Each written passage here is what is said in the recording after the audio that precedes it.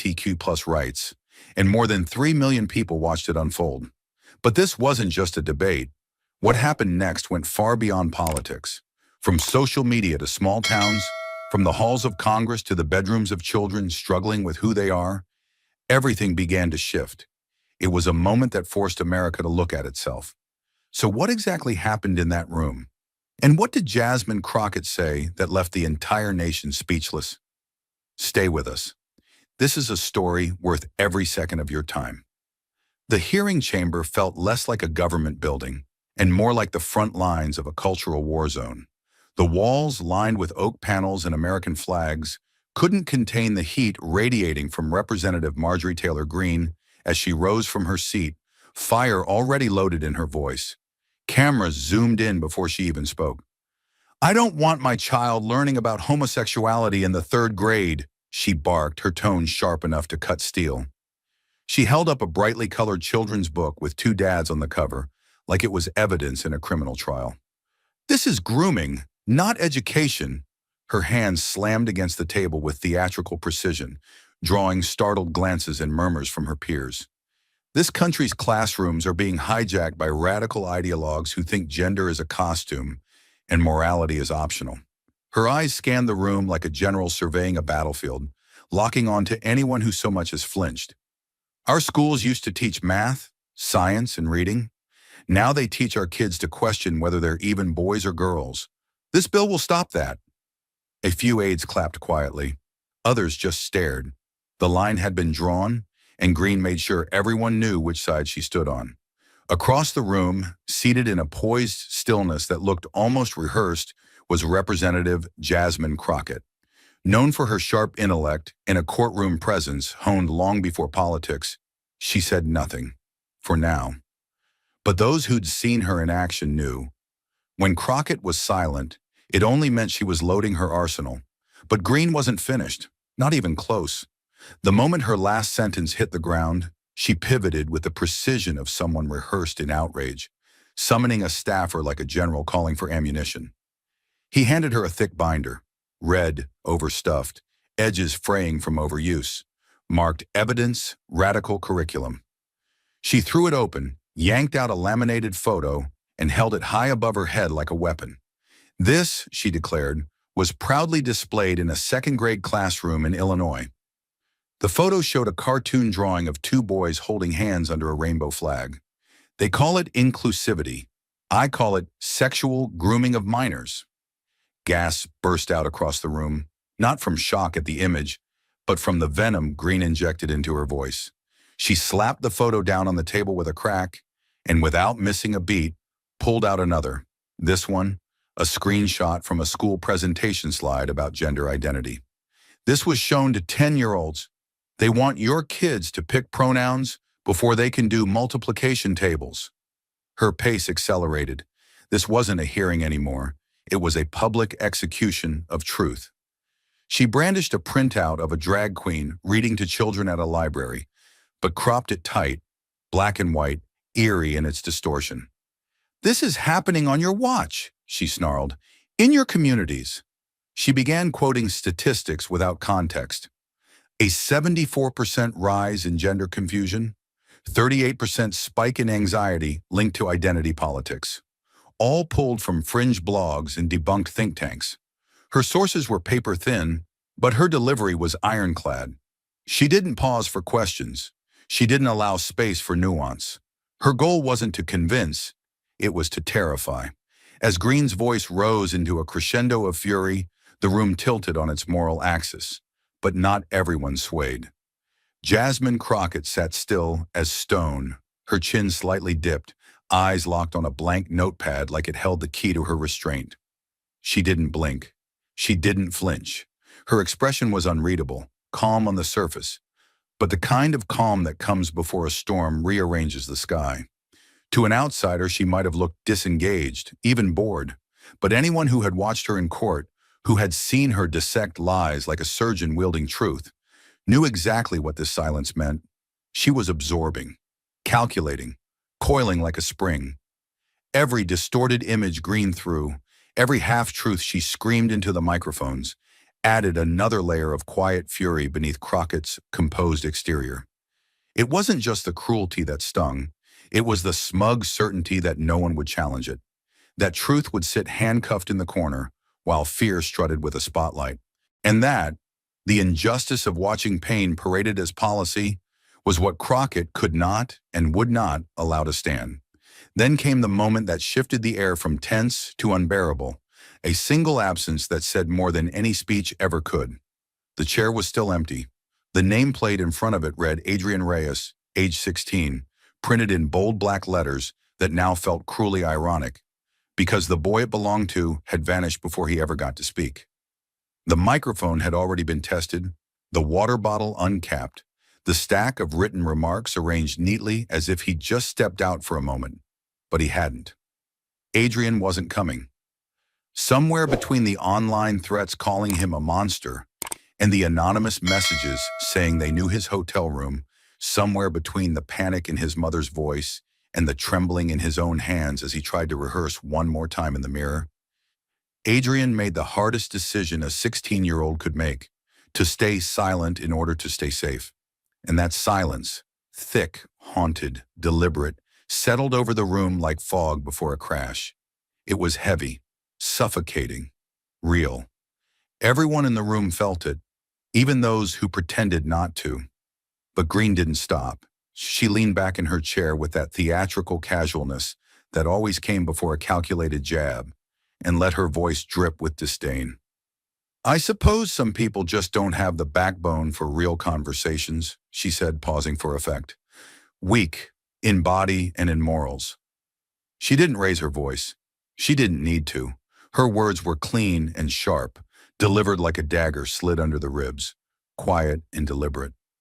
She grinned slightly, proud of the damage. A few in the chamber stifled awkward chuckles, not because it was funny, but because power had just spoken, and power demands applause, even in the face of cruelty. It didn't matter to Greene that the person she mocked was a child, or that he wasn't in the room because he was terrified of being hurt. To her, his absence was an opportunity, a vulnerability to exploit, a moment to score political points. She didn't need his story. She needed a ghost to blame. And in Adrian's silence, she found the perfect target. Across the room, Jasmine Crockett moved only her eyes. She didn't flinch, didn't shift in her seat, but her stare rose like smoke behind glass, slow, steady, unblinking. She looked at Greene, not like a colleague, but like someone dissecting the source of rot in a dying structure. Her face didn't show fury. That would have been easy. No, what Crockett radiated was something deeper, heavier, the kind of stillness that comes before lightning strikes, when the air holds its breath and the ground tenses in anticipation. Her fingers, resting calmly on her notes, tightened ever so slightly, just enough to leave a mark on the paper beneath them. Her gaze didn't waver. It counted every syllable Greene had just spoken. It traced the outline of every insult flung at a boy too afraid to walk through that door. And in that silence, Crockett wasn't just witnessing injustice. She was memorizing it, storing it, loading it into the chamber of her response. Because when truth is twisted and a child becomes a punchline, someone has to answer. And Jasmine Crockett, silent, simmering, still, was already preparing to answer, loud enough for Adrian to hear it wherever he was hiding. And just as the room seemed suspended in the ache of that empty chair, another figure rose, slowly, as if the grief he carried had settled into his bones and made every movement deliberate. He wasn't young. The gray in his beard and the lines etched into his face told you that much. His nameplate read Sergeant David Kessler, retired U.S. Marine Corps, and the medals on his lapel shimmered faintly beneath the harsh fluorescent lights. He didn't need to introduce himself with pomp. His posture, upright but heavy, did it for him. He took a moment before speaking, steadying his breath the way a soldier might before walking into fire. "My name is David," he began, voice gravel thick. "I served 21 years in the Marines. I've seen war. I've lost brothers." A pause, a blink too long. "But nothing prepared me for the day I kicked down my own bathroom door and found my boy bleeding out in a tub. A collective stillness seized the room. He was 16, Kessler said, voice shaking now. He left a note on the sink that said, "I'm sorry. I didn't want to disappoint you. I know I'm not the son you wanted." He stopped, hands trembling, and the silence that followed didn't ask for details. It demanded them. "You see, my son didn't overdose," he continued. "He didn't run with a gang. He didn't commit a crime. He was kind. He was brilliant. He loved animals. And the only thing he thought made him unlovable was that he liked boys instead of girls." Kessler looked straight ahead now, eyes burning into the table in front of him, as if reading off pain he had memorized line by line. "He thought I'd be ashamed, because he heard the things adults in this country say about people like him. He watched lawmakers talk about people like him as if they were a disease, and he took that into his heart like a bullet." A quiet gasp from the gallery broke through the stillness, but he didn't stop. "I've buried friends," he said, "but nothing comes close to sitting beside your son in a hospital bed, wondering if he'll ever believe he deserves to live." His voice broke, not with weakness, but with weight. "If my son had died that night, it wouldn't have been suicide," he said, softer now, but somehow even heavier. "It would have been a hate crime committed by a society that told him he was wrong for existing. And today, in this room, some of you are still telling him that. You're just using nicer words." The silence that followed wasn't respectful. It was stunned, stricken. You could almost hear the shame crawl up the backs of those who still refused to look him in the eye. Kessler didn't cry. He didn't need to. His voice did all the bleeding. And in that moment, truth didn't shout. It stood tall, wearing a uniform, and dared anyone in that chamber to call it weakness. But just as the weight of Sergeant Kessler's words began to settle over the room, like dust in the aftermath of a storm, Marjorie Taylor Greene leaned forward and shattered the stillness with a voice that sliced like glass. "There it is," she said, her tone laced with mock pity, eyes gleaming with performance. "This whole hearing, this whole emotional display, it's not about facts. It's about feelings. And frankly, I'm tired of pretending that feelings should dictate national policy." She paused, made sure the cameras were rolling, then dropped the line like a grenade. "The problem isn't that these kids are gay or confused or whatever label we're applauding this week. The problem is that we've stopped treating mental illness and started throwing parades for it." Her words didn't echo. They detonated. A quiet gasp from the back row, the stiffened posture of the chairwoman, a pen snapping between someone's fingers. Greene didn't flinch. She was only warming up. "We used to help kids get better," she continued, her voice rising steadily, confident and cruel. "Now we hand them flags, tell them they're heroes for being broken, and shame parents who try to raise their children with values." She pointed towards Sergeant Kessler without looking at him. "I'm not denying that man's pain. I'm denying the cause of it. The cause is a culture that celebrates dysfunction, that turns gender confusion into a trend, that tells a 12-year-old boy who likes musicals that he must be a girl." She chuckled under her breath.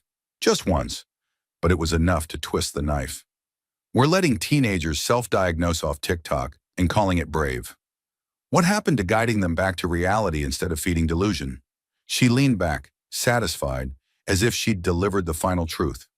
But what she couldn't see, what she never seemed to see, was that truth doesn't need to shout.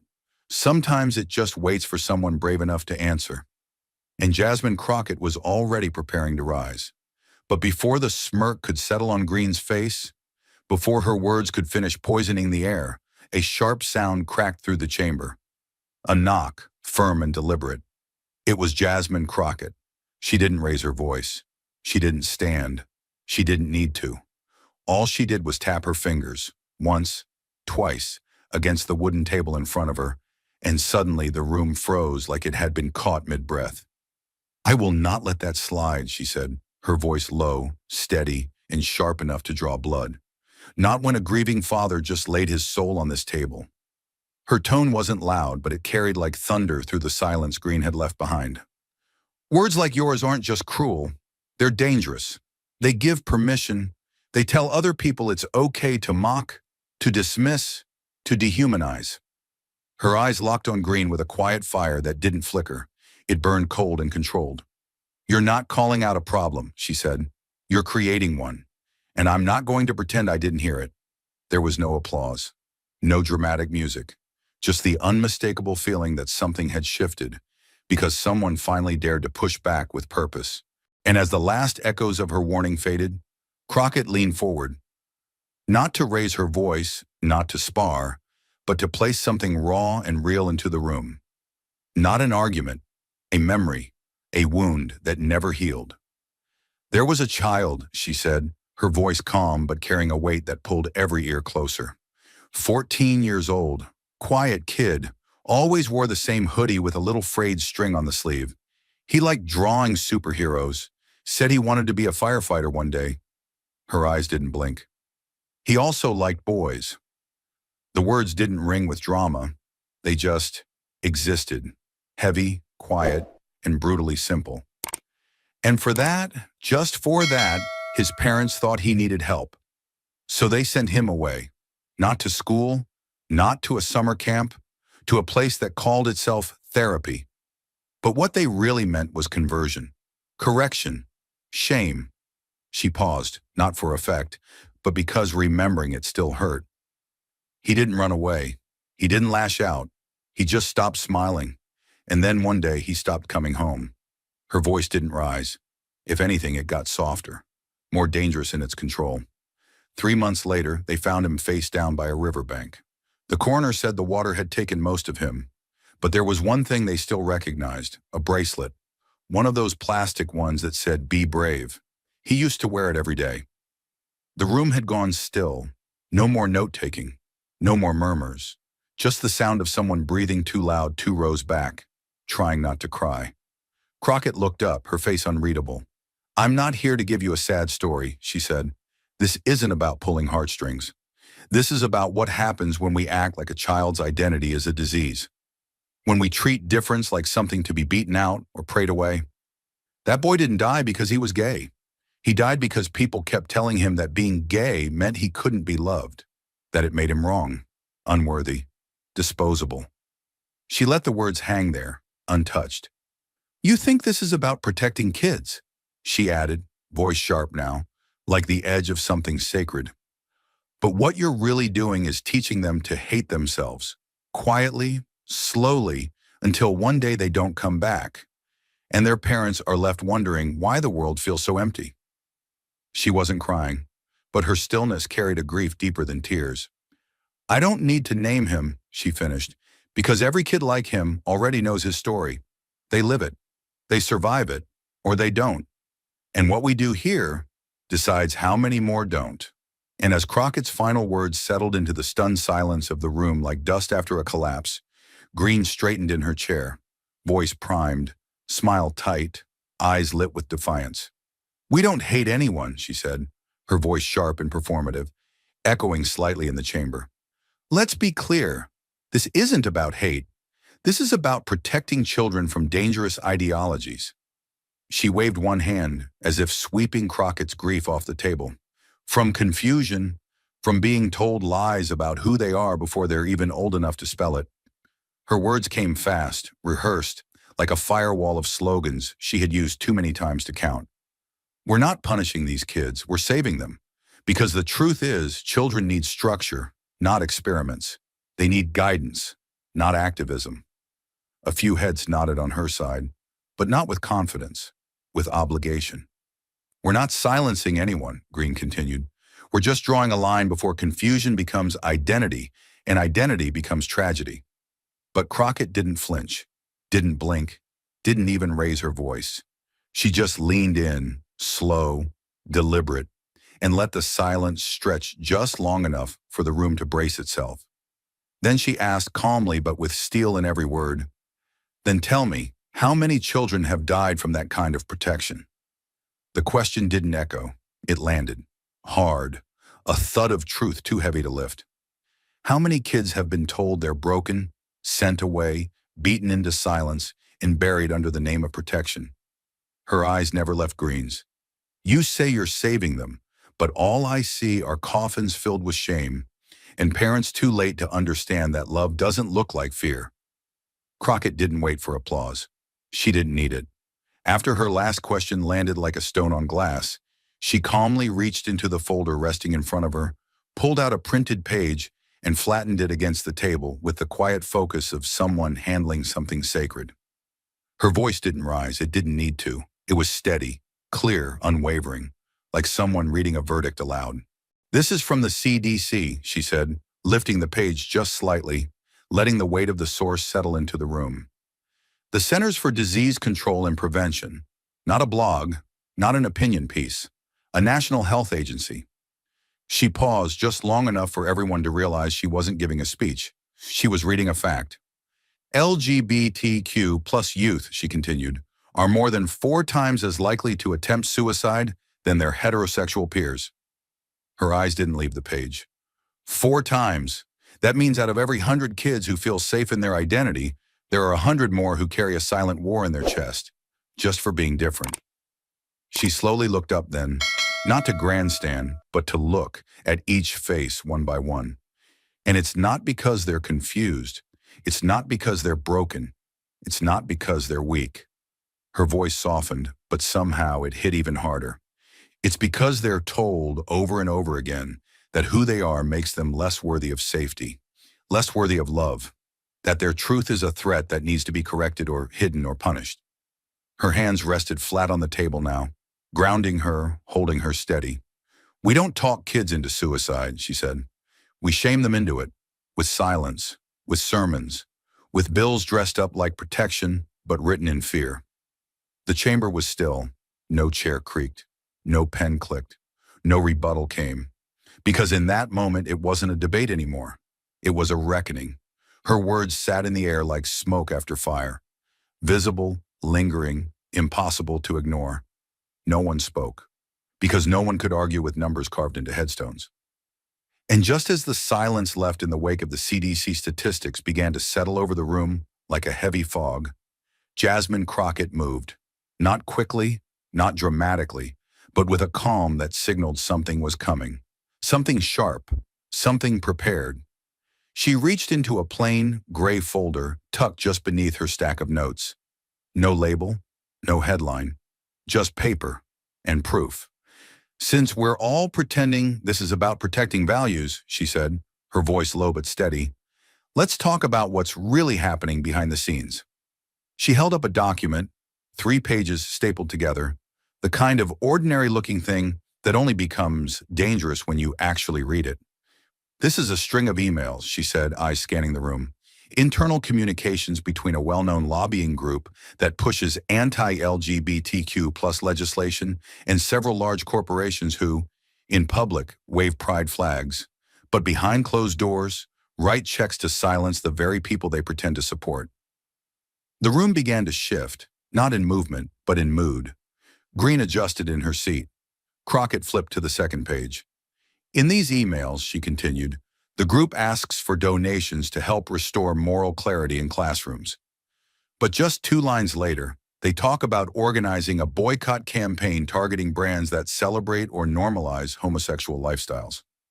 Her voice didn't rise, but her words hit like slow, precise hammer strikes. Then came the last page.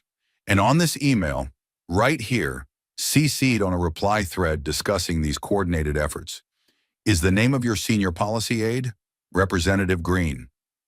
Greene blinked, just once, but the air caught it. She opened her mouth, but Crockett was faster.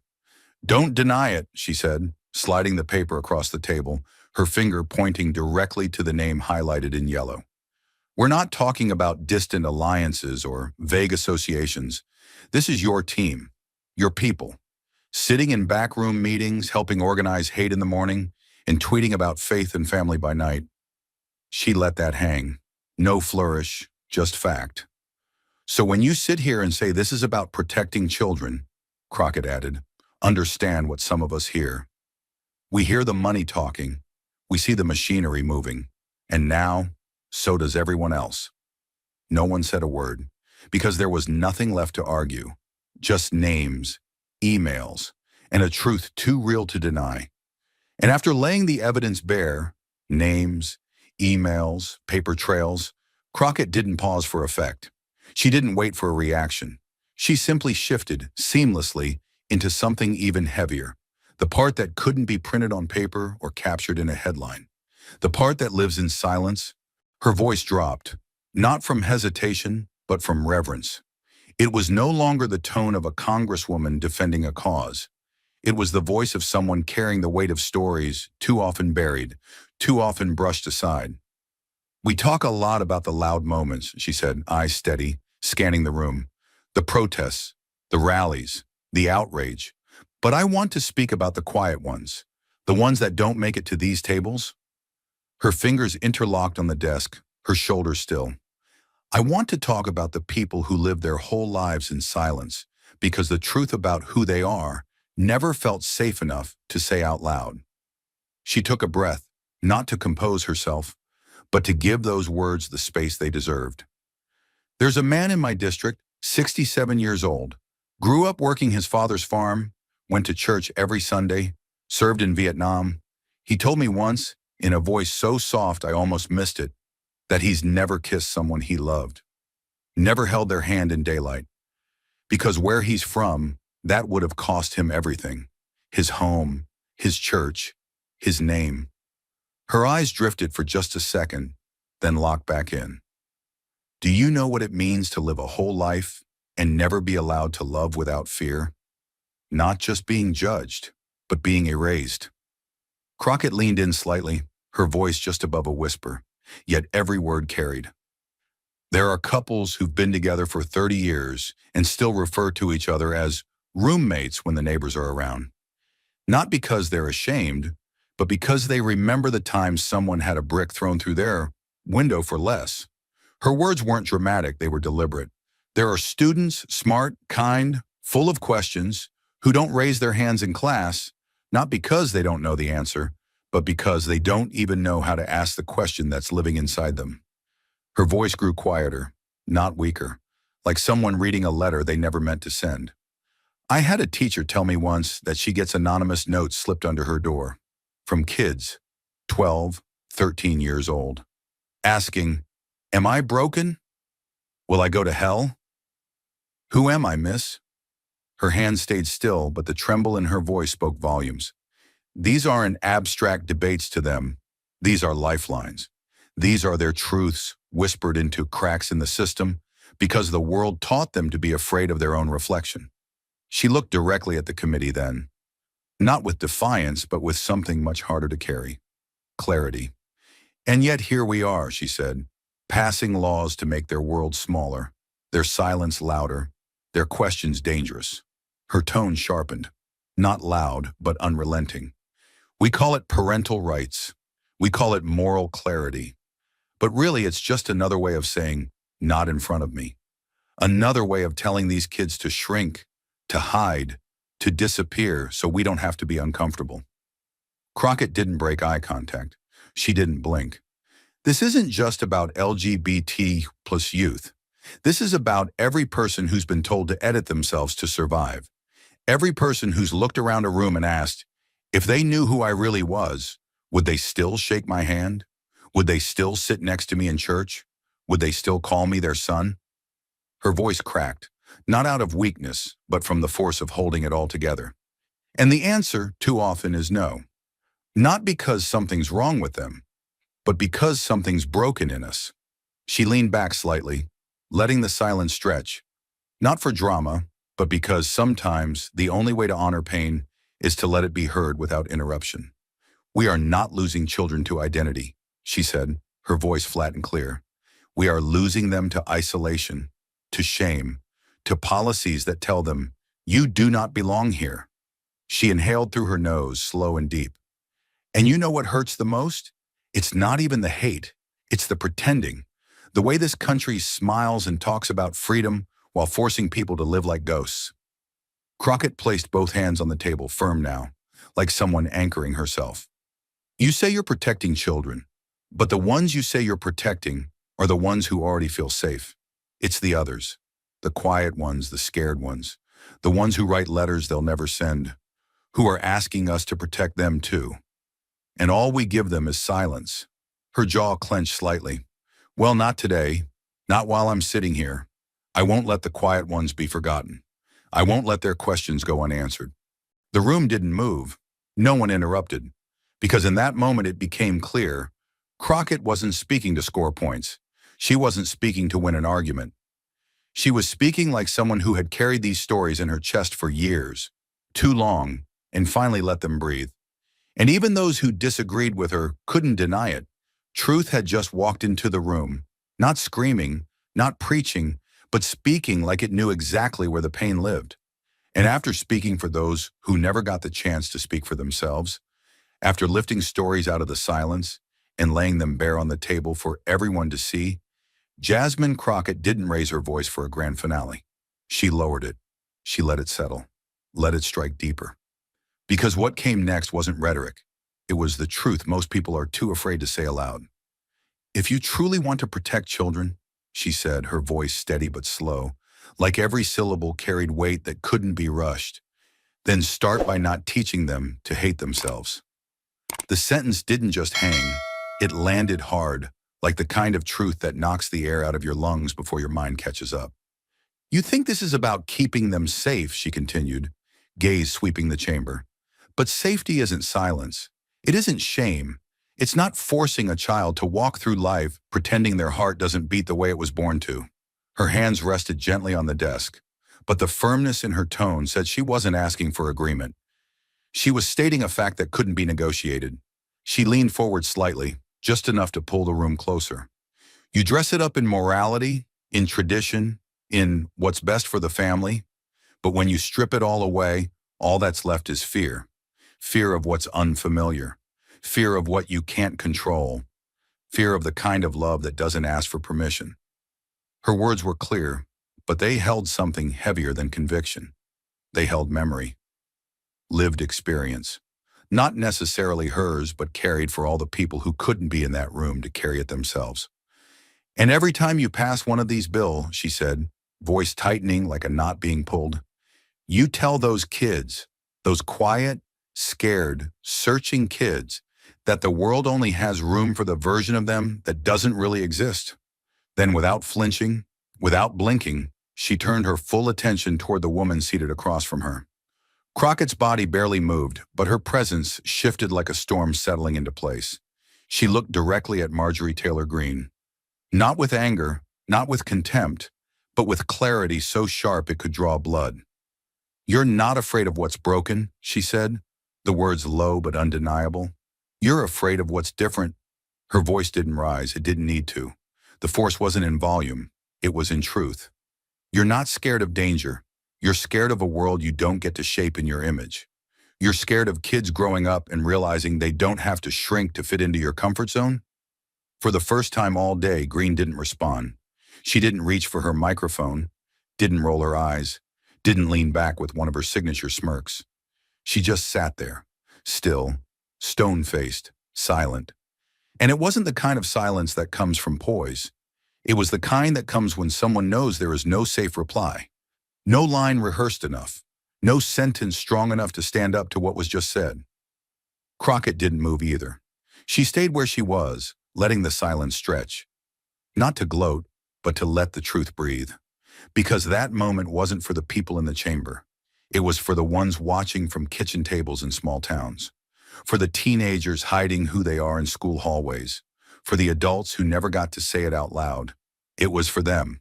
And every second of Greene's silence was proof that even the loudest voices can be disarmed by something real. You say you want to protect them, Crockett said again, softer now but no less sharp. But protection that only applies to some is not protection. It's preference. And you don't get to call it love when it only shows up for the kids who never had to be brave just to be seen. Still, Greene said nothing. She shifted slightly, eyes flickering, but voice absent. And the room felt it. The turn, the balance shifting. Not with shouting, not with spectacle, but with a woman who walked in carrying stories that weren't hers, told them as if they were, and left power staring at its own reflection with nothing left to say. And while the silence in the chamber spoke louder than any closing gavel, the world outside didn't wait. The moment left that room, and it didn't crawl, it flew. The clip hit the internet within hours. Unedited, unfiltered, Just raw footage of a woman speaking like the world was on fire, and only truth could put it out. Some called her a hero, some called her dangerous. The headlines were divided, the talking heads louder than ever. Comment sections boiled over, praise and fury, tears and venom, every opinion sharper than the last. But something was different this time. The noise didn't drown out the meaning. The viral moment didn't vanish like all the others. Because somewhere beneath the algorithms and autoplay outrage, the story pierced through in places the news never reached. In a small town outside Lafayette, Louisiana, too small for pride parades, too proud for quiet rebellion, a boy sat on the edge of his bed, holding his phone with both hands like it might fall if he blinked too hard. 14 years old, thin frame, hair that curled a little too much for the boys at school to let go unmocked. His name doesn't matter here. Not because it's unimportant, but because he could be anyone. That night he watched the clip in secret, earbuds in, bedroom door locked, blanket pulled up to his chin like armor. He didn't cry. He didn't smile. He just stared at the screen as Jasmine Crockett's voice poured into him like something sacred. She wasn't speaking to him, not directly, but every word felt carved from his own life. The things she said, the questions he'd whispered into pillows, the shame he'd folded into silence, were suddenly there, on screen, spoken out loud by someone who looked nothing like him, but knew him anyway. He didn't move. He didn't say a word to his mother, who was doing dishes just down the hall. But later that night, something shifted. Not loudly, not all at once. Quiet, like the way courage sometimes tiptoes in before it roars. The next morning, he stepped out the front door without the usual mask. No oversized hoodie, no baseball cap pulled low to hide his face. He didn't try to walk like the other boys. He didn't lower his eyes. He just walked as himself for the first time. Not flamboyant, not dramatic, just honest, just there. And in a place where honesty could still get you cornered at the bus stop or side-eyed at church, that small act was nothing short of revolutionary. His mother noticed. She always noticed. She didn't say anything at first, just watched him walk across the front lawn like he wasn't waiting for the world to collapse.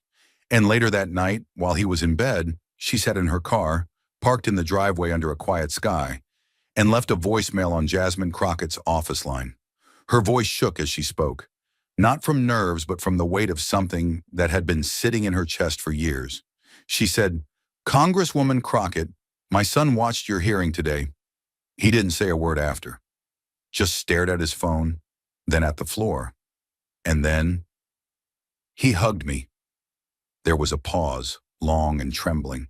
You could hear her trying to keep it together, even through a recording. He said, "Mama, I think I still deserve to be alive." Her breath caught. "And you didn't even know his name, but you gave him something I couldn't. You gave him permission to exist, to stop apologizing for breathing." Her voice cracked again. "Thank you. That's all. Just thank you." She didn't expect anyone to call her back. She didn't need them to, because what mattered most had already happened. Her son had taken one step closer to the world without armor, and she'd watched it happen. Not with a campaign, not with a protest sign, but with words spoken in a room he'd never enter by a woman who'd never met him. Meanwhile, across the country, the clip continued to move. Through phones passed under desks in classrooms, through text messages that said, "Watch this," through teachers who hit pause on their lesson plans and played something more important.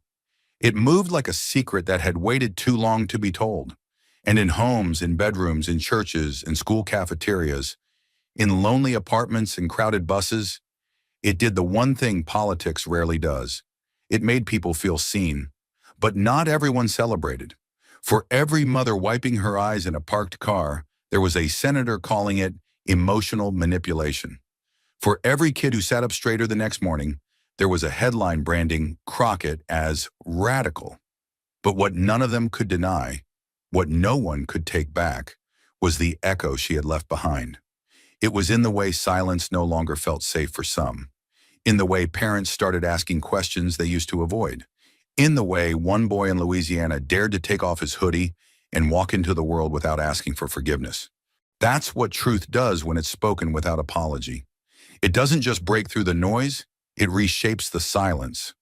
And sometimes all it takes is one voice in the right room at the right time to remind someone, somewhere, that they still matter, that they're not alone, that they're still here and still worthy of being here.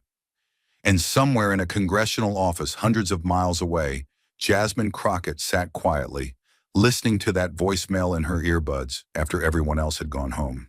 She didn't respond, didn't draft a tweet.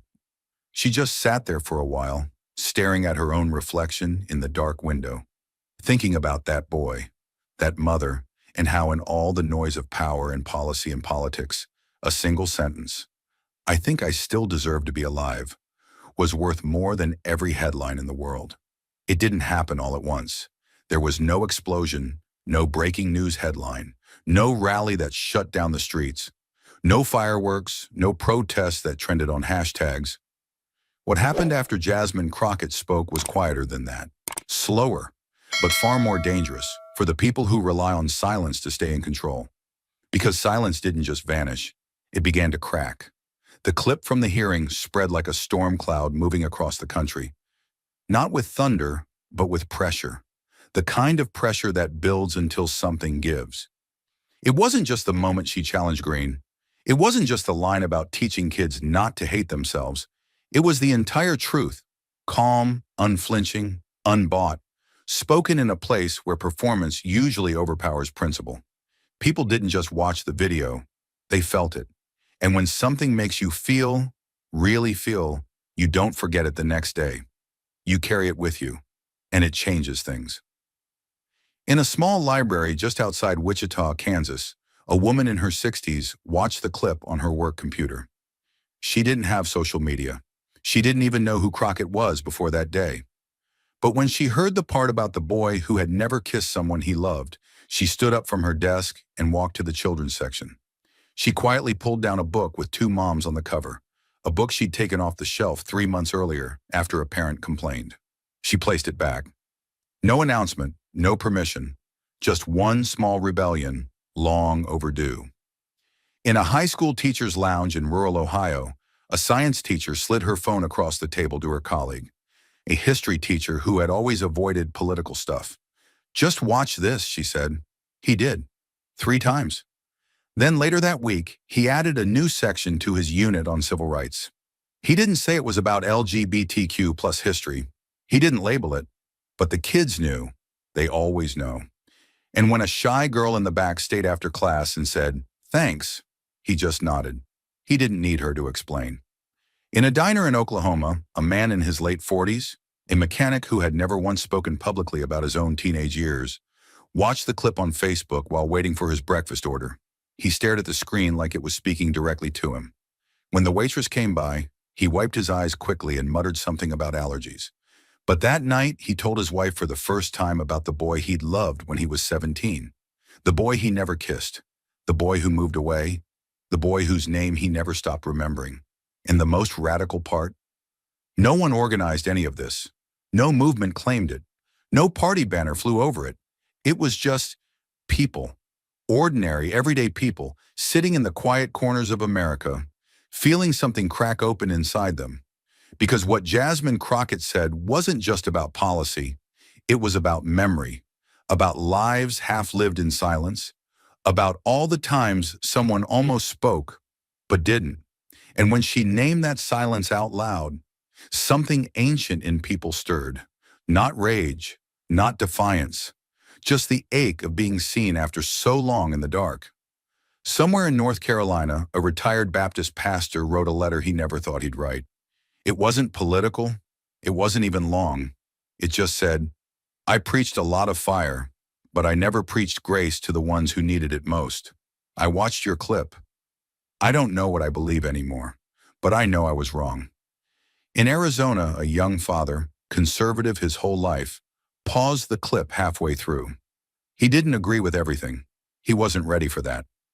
But later that night, when his 8-year-old son asked, "Dad, what does it mean if I like pink more than blue?" He didn't snap. He didn't deflect. He just said, "It means you like pink, buddy. That's okay. Then he went into the kitchen, poured himself a glass of water, and leaned against the counter for 20 minutes, breathing through something he didn't yet know how to name. This wasn't a wave. It wasn't a movement. It was a shift, a deep one that moved through the bones of people, not their timelines. It moved through guilt, through memory, through years of pretending not to know what was obvious. It moved through fathers who had never apologized, through mothers who had prayed their child wouldn't come out, through teachers who had edited their words, through coaches who had laughed at the wrong jokes, through churches, through dinner tables, through mirrors. And as it moved, people started to speak, not loudly but honestly. A woman in Montana called into a local radio station during a segment on woke education. Her voice shook. "I'm not political," she said, "but I watched that congresswoman talk, and it reminded me of my sister. She died in 1994. Nobody in our family ever said she was gay, but she was, and I wish I had said it out loud while she was alive." A trans teenager in Idaho showed the clip to their older brother, someone who had teased them their whole life. The brother didn't say much, just sat there watching it, then nodded and said, "She's tough. I like her." The next morning, for the first time ever, he told their mom to call them by the name they chose. No speech, no apology, just one brick taken out of a wall that had been built for years. The truth is, it's not the big moments that change us. It's the small ones that sneak in after. The way someone speaks to their child, the way a teacher looks at a student who's too scared to raise their hand, the way a parent rewrites the voice in their head. What Jasmine Crockett did in that room, it didn't end when the cameras stopped. It began. It spilled out and seeped into cracks no policy had ever reached. Even Greene, for all her bluster, started shifting, not in her words, but in the way she said them. The next time she tried to invoke protecting children, her voice caught just a little, just enough for people to notice. Because when truth moves through a country like that, it doesn't need to win arguments. It only needs to be remembered.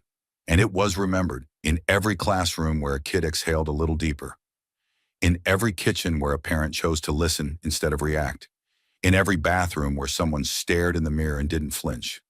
That's where it lived now, not in laws, not in clips, but in people, because the silence didn't break in one big shatter. It cracked and kept cracking, one voice at a time, one step at a time, one truth at a time. Weeks passed. The headlines shifted, new scandals broke, new hearings erupted. The world, always hungry for something louder, turned its gaze elsewhere. But in the background, like a melody that refuses to be drowned out, the truth lingered. Jasmine Crockett's speech had come and gone from the news cycle. The clip had made its rounds. The reaction videos were already old. On paper, it was over. But the strange thing about truth, the kind that isn't performance, the kind that's lived, not delivered, is that it doesn't need to stay loud to stay alive. It just needs to be held. Her staff noticed it first, not in retweets or press inquiries, but in the mail. Not email, not DMS, real mail, letters, envelopes with stamps, folded notebook paper, lined with the handwriting of people who weren't looking to go viral, people who just wanted to say something they'd never had a place to say before. They came from every corner of the country, red states, blue states, towns so small they didn't show up on Google Maps. No formal greetings, just lines like, "I've never told anyone this before. I didn't cry when my son came out, but I did when I watched you speak. You don't know me, but I think you would have loved my daughter." Crockett didn't display the letters. She didn't read them into the record. She didn't turn them into talking points. Instead, she opened them slowly, alone, usually at the end of the day. Sometimes after everyone else had gone home, when the building echoed with that peculiar silence only power can produce, the kind that still feels like someone's watching, even when no one is. She kept the letters in a plain brown box in the corner of her office. No lock, no label. Just one small phrase handwritten in black ink across the top. Keep going. It wasn't activism. It wasn't politics. It was personal, because the people writing to her weren't just reacting to what she said. They were confessing what they had been holding for years. Regret, grief, fear, hope. They weren't asking for legislation. They were asking to be believed. And Crockett, who had come to Congress as a former public defender, not a politician, understood that weight better than most. Sometimes people don't want a champion. They want a witness, someone who won't look away, someone who won't make their story smaller than it is. And that's what her words had done. They hadn't erased pain. They hadn't fixed anything. They had simply said, I see it, I see you. Somewhere in Texas, a woman named Angie placed her letter in the mailbox with shaking hands. She hadn't written anything by hand in years. Her penmanship looked like someone trying not to cry. In her letter, she wrote about her daughter, Rebecca, who had come out at 15 and died by suicide at 17. She didn't blame anyone, didn't name names. But in one paragraph she wrote, I watched your hearing and wished to God someone had said those words while she was still alive. Maybe then she wouldn't have thought she had to disappear to be loved. That letter never went viral, but it lived. It lived in Crockett's hands. It lived in her drawer, and it lived in every quiet moment where she sat alone, thinking not about votes or cameras, but about why she came here in the first place. Meanwhile, in a town just outside Tallahassee, a high school junior named Jordan began showing up to class with his head held higher. Nothing dramatic, just a little less hunch in his shoulders, a little more eye contact. His teachers noticed. So did his mother. When she asked what had changed, he didn't say much, just shrugged and said, I don't know. I just feel like someone said what I've been thinking for a long time. In moments like these, Crockett began to realize something that changed how she saw the work entirely. Truth isn't measured by volume. It's measured by what survives after the noise. And while others chased the headlines, Greene included, still shouting on late-night panels, still pushing fear packaged as concern, Crockett stayed focused. Not on what looked powerful, but on what felt real. Her next hearing wasn't viral. It wasn't fiery. It didn't trend. But when a bill came forward proposing new restrictions on curriculum related to gender identity, she didn't raise her voice. She just quietly placed a copy of the CDC report in front of the microphone and said, I'd like to enter this into the record. No speech, no soundbite, just a document backed by science, placed with the calm confidence of someone who knows the truth doesn't need to scream. And even then, even in those quiet hearings no one watches, the energy had changed. Her Republican colleagues didn't interrupt as much. The laughter had quieted. The tension had shifted. Because whether they admitted it or not, they'd all seen the clip. They'd seen what happened when someone called cruelty what it is. And more importantly, they'd seen how people outside these walls responded. Not with riots, with reflection. That's what made it dangerous. Because the truth, spoken calmly, carried carefully, does something fear never can. It gives people a mirror. And while you can scream over a protest, you can't unsee your own reflection once you've looked into it. Back in her office one evening, as the sun dipped below the Capitol dome, Crockett sat with another letter in her lap. This one came from a young man in Utah, 22 years old, grew up Mormon, left home at 18, came out at 20. In his letter, he wrote, I didn't think anyone in Congress even knew people like me existed. You didn't just speak for me. You reminded me I wasn't crazy for wanting to be whole. You didn't give me a law. You gave me space.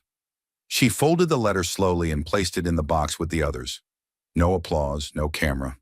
Just a quiet moment between her and a truth that didn't need to be performed to matter. That's the thing about truth. It doesn't need a microphone. It just needs to be held long enough for someone else to pick it up and carry it forward.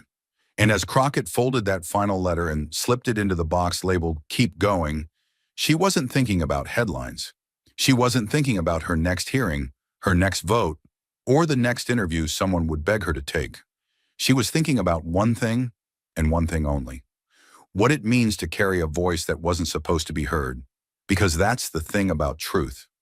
When it finally gets said, clearly, simply, without apology, it doesn't disappear. It echoes. It grows. And if you listen carefully, you realize the echo never belonged to just one person. It belongs to everyone who needed to hear it and never got the chance. It becomes theirs. It becomes ours. The story was never just about a hearing.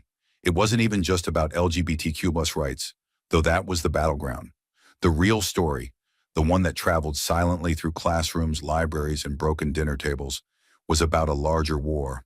A war between shame and visibility, between fear and honesty, between silence and voice. The lesson?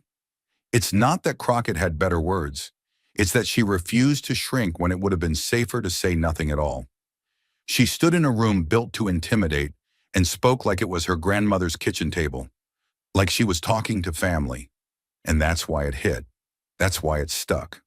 Because the people listening, really listening, weren't policy wonks or consultants or donors. They were parents, teachers, closeted teens, exhausted allies. People who have spent their lives asking a question so raw, it barely fits into words. Do I still belong in a world that tells me I'm wrong just for existing? Crockett didn't give them a perfect answer, but she gave them a reply. And in a world that tries to turn lives into numbers and identities into agendas, that reply meant everything. Because the truth is, most people don't want to fight. Most people just want to live. They want to go to school without wondering if they'll be erased from the lesson plan. They want to go to church without pretending there's someone else in the pew. They want to tell their parents who they are without having to pack a bag just in case it goes wrong. They want to walk down the street holding the hand of the person they love without scanning the crowd for danger. They want to wake up in the morning and believe, really believe, that being themselves won't cost them everything. And yet that's still too much to ask in too many places. We've built a culture that tells children, be yourself, then passes laws that punish them for it. We call it protection, but what we're really protecting is the comfort of those who never had to question their own reflection. And every time a bill passes that tries to make someone disappear, every time a curriculum is stripped, every time a book is banned, every time a law uses the word morality to disguise cruelty, what we're really saying is, we'd rather have silence than discomfort. We'd rather have shame than change. But Crockett, in that moment, chose differently. She chose discomfort. She chose to make the room uneasy. And the lesson there, so painfully simple, is that sometimes justice doesn't start with shouting. It starts with not flinching. She didn't flinch when a grieving father spoke about his gay son trying to take his own life. She didn't flinch when Greene smirked and called identity a mental illness. She didn't flinch when the hearing turned into theater. She just waited. And when the moment came, she cut through the noise with something louder than a scream: clarity. And it worked. Not because it went viral, but because it stuck. In the minds of people who never cared before, in the hearts of people who thought they were alone, and in the bodies of people who woke up the next morning a little less afraid of their own skin. That's what makes this story matter. Not that it was dramatic, but that it was true. We live in a world that values loudness over truth, speed over depth, certainty over empathy. But truth, real truth, it's rarely loud. It shows up in whispers, in glances, in quiet moments when someone decides not to hide anymore. When a teacher pulls a student aside after class. When a father finally listens instead of interrupts. When a church door stays open even after someone tells them to close it. And the greatest truth of all, you don't need a microphone to make a difference. You just need to hold someone's story long enough for them to believe it matters. That's the human lesson underneath the noise. We are not saved by speeches. We are saved by being seen. So what does it mean to protect children, really? It means we protect their joy, their safety, their truth. It means we teach them they don't have to trade pieces of themselves for belonging.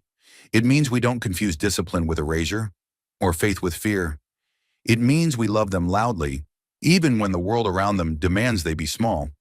What Crockett said in that hearing wasn't revolutionary because it was new. It was revolutionary because it was honest. And honesty in politics is the rarest form of rebellion. And so, the lesson we're left with isn't complex. It's not even political. It's heartbreakingly simple. Tell the truth, even when it shakes the room. Protect the vulnerable, even when it costs you something. Listen, really listen, to the stories people are afraid to tell. Because the cost of ignoring them is too high. It's paid in hospital beds and missing children and mothers crying into voicemail recordings. It's paid in generations that never got to be whole. It's paid in silence so loud it becomes unbearable. But if we choose differently, if we choose to listen, to hold, to protect, the reward is far greater. It's in the boy who walks down the street in Louisiana for the first time as himself. It's in the mother who holds him and says, "You are enough." It's in the teacher who posts a quote on the wall and waits for the first kid to say, "That helped me." It's in every story that gets to keep going because someone, somewhere, chose to speak the truth and refused to let it go.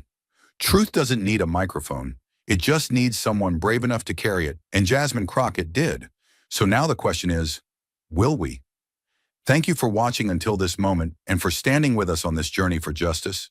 Your support means everything. Like, subscribe, and turn on notifications so you never miss what's next. And we'd love to hear your thoughts. Leave a comment below and let us know what moved you most in this story. Together, our voices make a difference. A few years ago, Jasmine Crockett stood on the edge of disappearing, quietly, without drama, without goodbye. But tonight she sat across from Steve Harvey under studio lights, the man whose long-forgotten words once pulled her back from that silence. No one in the audience laughed. No one dared to breathe. When she read those words back to him, it wasn't gratitude, it was redemption. And in that moment, the man who unknowingly saved a life realized he'd just been saved by it. What did she say that brought an entire room to tears and changed the man at the center of it forever? Stay with us. This is a story worth every second of your time. The lights dimmed gently and the familiar theme music drifted in, not loud or dramatic, but warm and comforting, like a welcome mat rolled out across the air. The cameras floated over a smiling audience, faces relaxed, hands mid-clap, the room aglow with expectation. It was the kind of energy that only live television could create, part excitement, part curiosity, part comfort. Then from behind the curtain, Steve Harvey stepped into the light. He moved with the ease of a man who had long ago made peace with the stage. His black suit was simple, well-fitted, the kind you don't notice because it belongs so naturally to him. His smile appeared as it always did, half grin, half message. "You're in good hands." He paused just long enough for the audience to settle before speaking. "Ladies and gentlemen," he said warmly, his voice smooth as honey over oak. "Our guest tonight may be petite in size, but when she speaks, trust me, every room listens. Please welcome Representative Jasmine Crockett." The crowd clapped enthusiastically as the doors opened once more.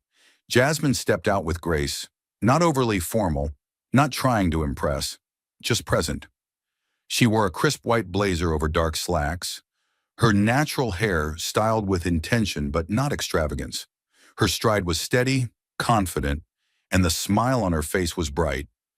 But Steve, who had seen thousands walk out onto that stage, noticed something behind it, something quieter, something careful. As Jasmine approached, Steve stepped forward with genuine warmth. "Welcome to the show, Congresswoman," he said, offering his hand with a smile that didn't need to be forced. "We're really glad you're here." "Thank you, Steve," Jasmine replied, her voice soft but assured. "It's good to be here." They took their seats, a gentle back and forth beginning almost immediately.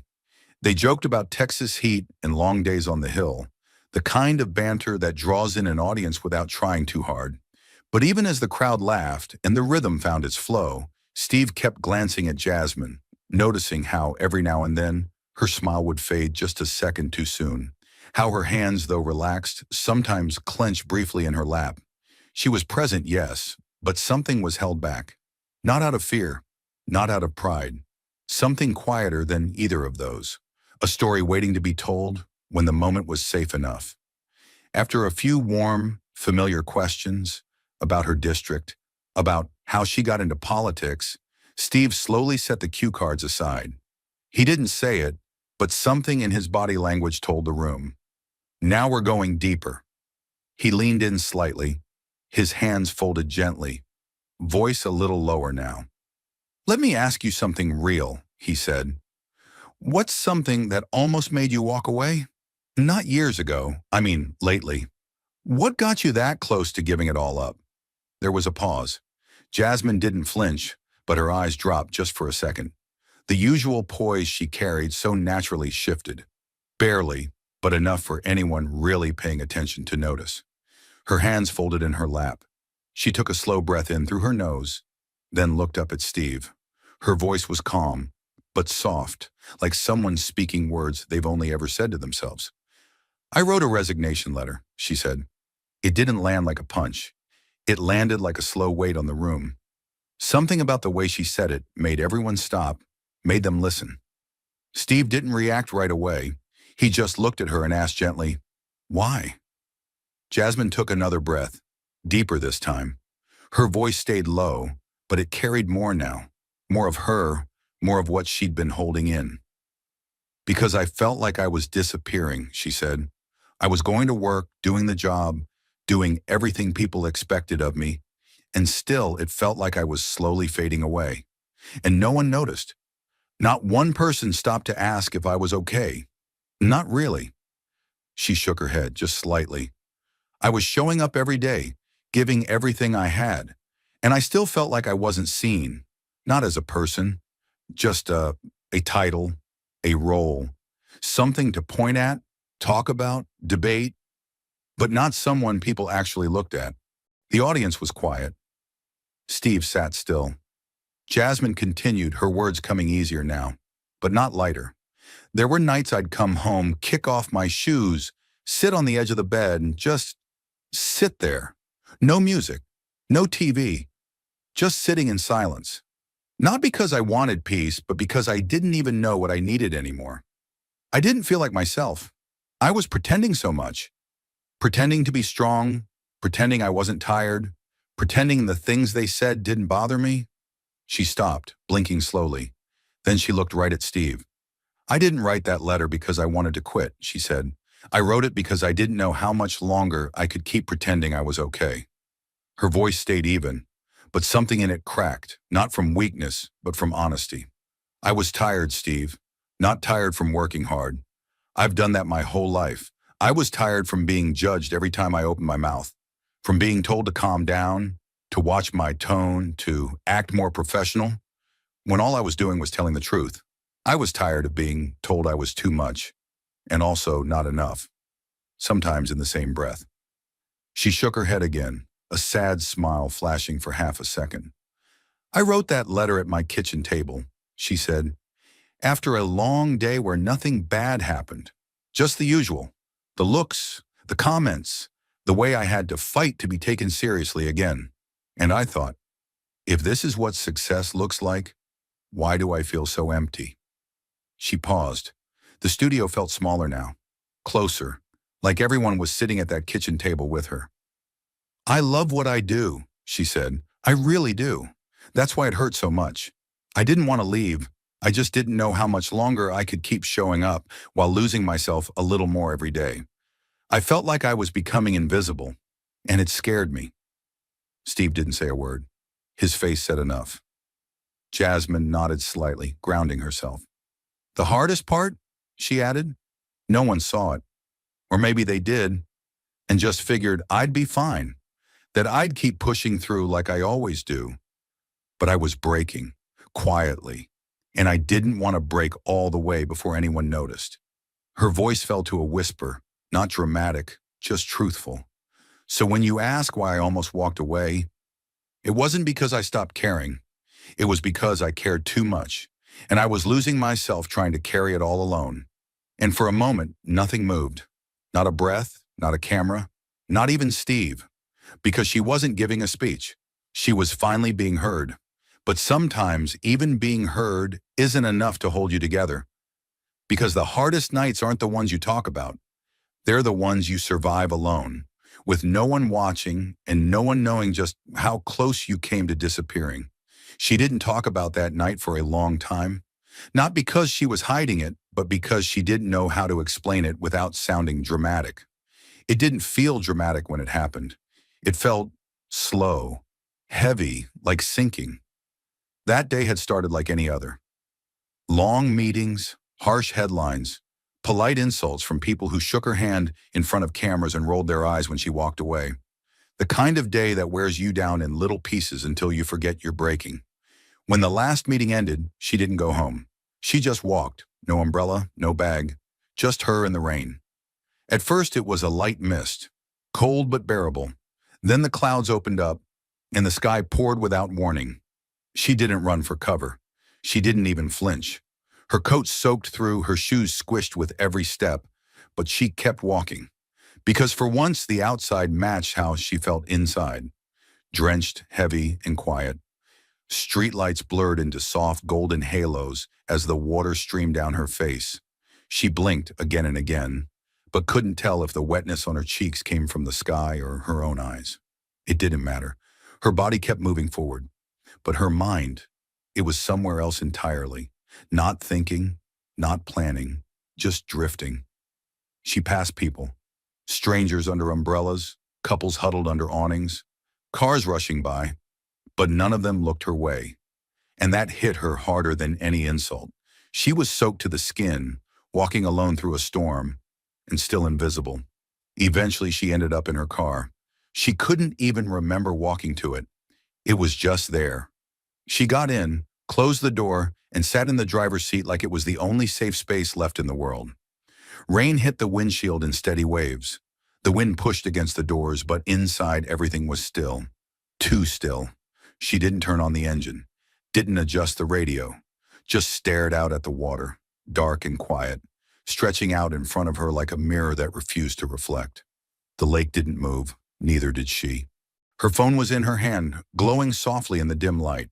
The screen showed a message, a text that hadn't been sent, a single sentence she'd typed without really realizing it. If I died tonight and disappeared, would anyone even notice? She looked at those words for a long time. Her thumb hovered over the send button, just slightly. It didn't tremble much, but enough. Enough to make her realize how close she was, not to doing anything reckless, but to feeling nothing at all. That was the part that scared her. Not sadness, not fear, but the emptiness. The silence inside that felt louder than any noise she'd ever known. Like her voice had gone missing. Like she had too. She thought about sending it, just to one person. Just to see if anyone would answer. Not with advice, not with inspiration, just with something real, something human. But even that felt too far away, too hard to reach for. She stared at the screen, her reflection faint in the glass, and whispered to herself, not out loud, just in her head, I don't want to feel like this anymore. She didn't send the message. She just let the phone fall into her lap, the screen still glowing. The question stayed there, unanswered. But before she could close the app, before she could shut it all down, something else appeared. Something small, something unexpected. And that's when everything began to shift. She wasn't trying to be dramatic. She wasn't even trying to feel better. She just needed something, anything to fill the space. The silence in the car felt too loud, and her own thoughts were circling the same painful loop.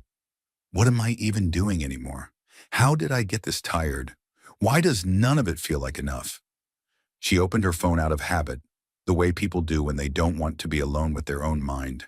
She didn't want to text anyone, didn't want to scroll through social media and see fake smiles or motivational quotes that meant nothing to her in that moment. So she tapped on YouTube. It felt mindless, safe, empty. Her thumb drifted across the screen, scrolling past video after video, headlines, comedians, political debates, makeup tutorials. Nothing registered. It was like watching noise pass by on a conveyor belt. She didn't care about any of it. Not tonight. Her eyes weren't even really focusing until one image stopped her. Just for a second. A simple thumbnail. Steve Harvey standing alone on a dimly lit stage. One hand holding a mic, the other resting on his chest like he was trying to hold something in. He wasn't smiling. He wasn't joking. The title underneath read, "If you're breathing, God's not done with you yet." She stared at it. Her thumb hovered over the screen. She didn't know why. Maybe it was the title. Maybe it was the way he looked. Still, serious, like someone who had been through something. Or maybe it was something quieter, something inside her that recognized itself in the way he stood there. Either way, she tapped it. The video opened with no flashy graphics, no music, no applause. Just Steve, alone on the stage, speaking calmly into a microphone. His voice was low and steady, like he was talking to one person, not a crowd. Like he was talking to her. "If you woke up this morning," he said, "that means God's not done with you yet." She didn't move. For a second, she wasn't even sure she had heard it right. She paused the video, rewound it 10 seconds, played it again. "If you woke up this morning, God's not done with you yet." The words sank in slowly. Not all at once, like a revelation. More like water seeping through a wall that had been holding for too long. She sat up straighter, her body suddenly alert, even as her chest stayed heavy. She whispered the sentence to herself softly. "God's not done with you yet." It didn't solve anything, but it didn't feel fake either. It felt honest, like something she hadn't heard in a long time, something she didn't know she needed until that moment. She let the video continue. Then Steve said something else, something simple, but it landed like a punch to the chest. "Success without peace of mind is just a well-paid hell." That line didn't echo, it exploded. Her breath caught, her throat closed. It was like something inside her cracked wide open, and before she could stop it, the tears came. Fast, hard, not graceful, not quiet. They poured out of her like she'd been holding them back for months. She leaned forward in the seat, hands gripping the steering wheel, her forehead pressed to the top of it. Her whole body shook. It wasn't the kind of cry where you need someone to hold you. It was the kind where you finally realize you've been carrying too much, for too long, and you just don't know how to put it down. She looked at the phone again, through blurry eyes, Steve's face frozen on the screen, caught mid-sentence. She stared at it, then whispered, her voice broken and shaky. "Who wrote this? How does he know exactly what I'm feeling?" And then louder, to no one in particular. "How does he know?" It wasn't anger. It was disbelief. The kind of raw confusion that comes when something outside you perfectly describes what's been locked inside. Her hands trembled in her lap, the phone resting face up on the passenger seat. The rain tapped lightly on the windshield now, a soft reminder that the world was still moving, even if she felt like she wasn't. She didn't cry because of the pain. She cried because someone, somehow, had finally put it into words. Words she didn't even know she needed. Not a therapist, not a politician, not a friend with good intentions. Just a man with a microphone, standing on a stage, saying the exact thing she needed to hear at the exact moment she needed it. And in that moment, something small but important shifted. She didn't feel healed. She didn't feel fixed. But she felt seen, and that alone made it a little easier to breathe. The lights on the stage hadn't changed, but everything else had. The energy, the air, the silence in the room felt different now, full, not empty. Jasmine's voice had dropped, like she was no longer speaking to the crowd or even to Steve. She was speaking from a place so personal that even she seemed surprised by how deep she had gone. "That night," she said softly, "I didn't send the message." She paused. Her eyes didn't move, but her breath did, shaky, like it took effort to hold this memory steady. "I played your video again, just once more, and then I don't even remember falling asleep. I just stopped." The tears didn't stop. The pain didn't stop. But something inside me let go, and I finally closed my eyes. I hadn't done that in days.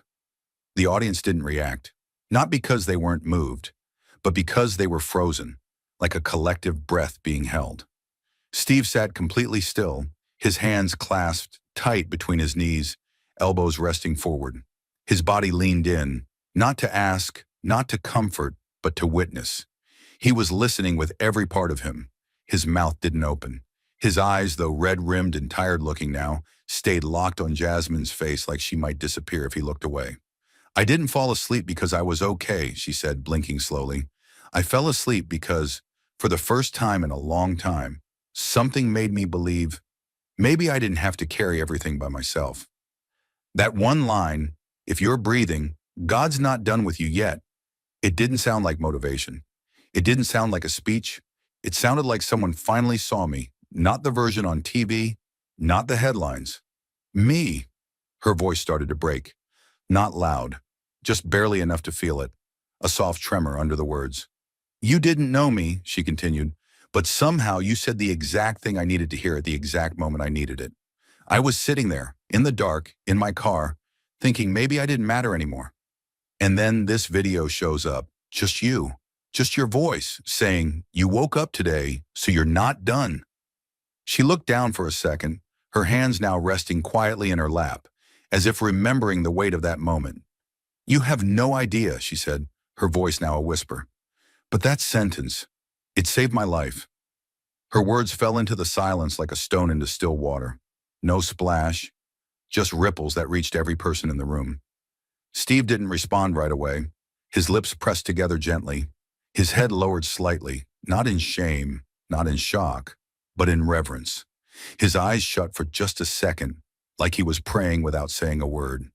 When he looked back up, his face was softer, older somehow, holding back something bigger than emotion. Responsibility, maybe, or awe. A single tear fell down his cheek. He didn't move to wipe it away. It slid down slowly, past his mustache, down to his clasped hands and landed there. Still, he didn't speak. There was nothing to say. When someone tells you that words you didn't even remember saying gave them a reason to live, there is no script for that, only silence, and the sound of a tear hitting skin. And that was all they needed. Steve was quiet for a long time. His head tilted down slightly, like the words were forming somewhere deep, and he had to be careful pulling them out. His hands were still clenched together, fingers woven tight, resting on his knees like they were holding him up from the inside. The studio lights hadn't changed, but the moment had. The room was no longer a stage. It was something smaller, something sacred. Then finally Steve spoke, softly, like he wasn't talking to the audience anymore, but to a memory only he could see. There was a time in my life, he said, when I didn't have a house, didn't have a real job, didn't even have a room I could lock behind me and feel safe in. He looked up, not at Jasmine, not at the crowd, but at some point just above the cameras. His voice was calm, not shaky, not angry, just honest. I lived in my car for 3 years. The air shifted. The sentence dropped into the room like a weight no one was prepared to hold. Steve let it sit there. He didn't rush. He didn't try to soften it. 3 years, Orrin, he repeated, sleeping in the back of a 1976 Ford Tempo, a car so small I had to curl my legs up just to stretch out. My clothes stayed in the trunk. My shoes were lined up under the front seat. I'd park in rest stops, church lots, gas stations, any place that wouldn't call the cops. I learned which fast food places let you use the bathroom without buying anything. I kept a towel with me, not just to dry off, but to put in the window so nobody could see inside when I changed. He looked at his hands, then slowly back up. There was a distant pain in his eyes, not fresh, but never fully gone. And people? They didn't know. I'd still show up to do gigs when I could get them. I'd stand on stage, make people laugh, put on that smile like everything was good. But 5 minutes before, I'd been crying in the parking lot, wiping my face with a napkin from a gas station, talking to myself, trying to find the strength to walk into that building like I wasn't falling apart inside. He paused again. The silence wasn't awkward. It was full of truth that had been waiting years to be spoken out loud. There was one morning, he said, voice lower now. I was sitting in the car. It was cold. I remember because my breath was fogging up the window, and I didn't have enough gas to turn the heat on. My daughter was coming to visit. She was 5. I had $7 in my pocket. That's it. 7. I looked over and saw this crumpled granola bar wrapper in the glove box. Just 1 bar left. And I sat there for 20 minutes trying to decide, should I eat it or should I save it for her? He blinked slowly, his eyes wet now, but holding the tears in place. I didn't cry because I was broke, he said. I cried because I didn't know what kind of father I was if I couldn't even feed my little girl. I felt like a failure. Not on TV, not in the news, in my own skin. That kind of pain? It doesn't make noise, it just sits with you. Quiet, heavy. His voice softened even more. I remember thinking, maybe this is it. Maybe this is just what my life is going to be. Sleeping in this car, hoping for a gig, praying nobody sees how broken I really am. And that morning, that was the first time I thought, maybe I don't have it in me to keep going. Not because I didn't love my daughter, but because I didn't see a way out. I didn't see me anymore. Jasmine hadn't spoken. She hadn't moved. Her eyes were filled with tears again, not because his story shocked her, but because she understood it more than she wanted to. Steve looked at her, really looked. For the first time that night, there was no host, no guest, no lights, no cameras. Just two people who had once sat in a car, separately, in different cities, under different skies, but who had both asked themselves the same quiet question. How much longer can I do this? And now somehow, they were here, still breathing, still standing. And for a moment, in that studio filled with silence, it felt like the world had finally stopped long enough to let two broken hearts tell the truth. Just as the quiet between them seemed to settle, like a shared wound finally given space to breathe, Jasmine reached into the inside pocket of her blazer. The movement was small, almost unnoticeable, but it drew the room's attention instantly. Her hands were slow, deliberate, like she was handling something fragile. She pulled out a folded piece of paper, creased at the corners, its folds worn and soft like fabric. It wasn't new. It had been held many times. She didn't look at it right away. She just held it in her palm for a moment, eyes on Steve, her breath steady but tight.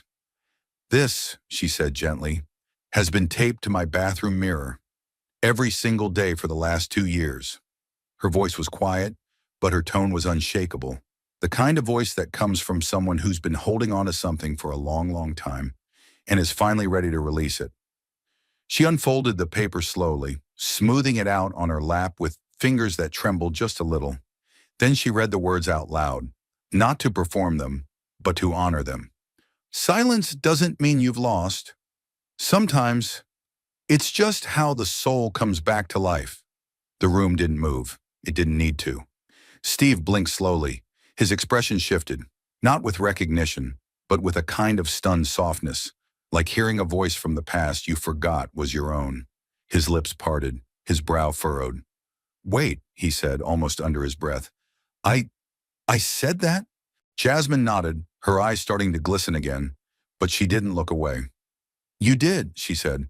"You said it in a clip, years ago, late at night. You were just talking to a crowd.